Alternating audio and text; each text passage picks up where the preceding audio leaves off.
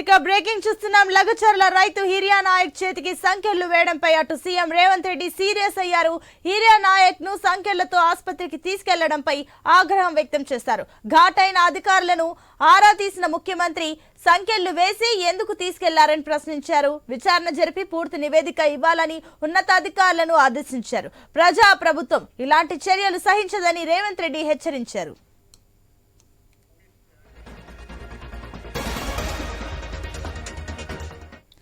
Right, ఈ ఘటనకు సంబంధించి మరిన్ని డీటెయిల్స్ మా స్పెషల్ కరెస్పాండెంట్ సునీల్ అందిస్తారు. సునీల్, ఇక ఊహించినట్లుగానే ఈ రైతుకి హిరియా నాయక్ కి సంఖ్యలు వేయడం పైన కూడా అటు సీఎం రేవంత్ రెడ్డి కూడా స్పందించనున్నట్లు తెలుస్తుంది. ఏంటి దీనికి సంబంధించిన డీటెయిల్స్? లగ్జర్ల ఘటనలో రిమాండ్ లో ఉన్నటువంటి రైతు హిరియా నాయక్ అస్వస్థత గురయ్యాడు. నిన్న ఆయనకు గుండెల్లో నొప్పి వస్తుందనగా హాస్పిటల్ కి తరలించారు. ఈ రోజు వైద్య పరీక్షల నిమిత్తం మళ్ళీ సంగారెడ్డి సెంట్రల్ జైలు నుంచి హాస్పిటల్ కి తీసుకొచ్చారు. హాస్పిటల్ కి తీసుకొచ్చే క్రమంలో ఆయన చేతికి సంఖ్యలు వేయడం రాష్ట్ర వ్యాప్తంగా చర్చనీయాంశమైంది. ఆయన హాస్పిటల్ కు తీసుకొస్తున్నారు ఒక రైతు. ఆ సమయంలో సంఖ్యలు వేయాల్సినటువంటి అవసరం ఏమొచ్చింది? ఇప్పటికే లగ్జర్ల ఘటన సంబంధించి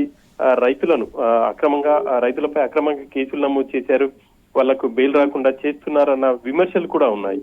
అటువంటి సమయంలో రైతుకు సంఖ్యలు వేసి తీసుకురావడం పై సీఎం చాలా సీరియస్ గా రియాక్ట్ అయ్యారు.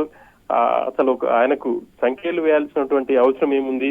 దీనికి సంబంధించి ఉన్నతాధికారులు ఇమీడియట్లీగా విచారణ చేసి నివేదిక ఇవ్వాలి అని చెప్పేసి కూడా ఆయన ఆదేశాలు ఇచ్చారు.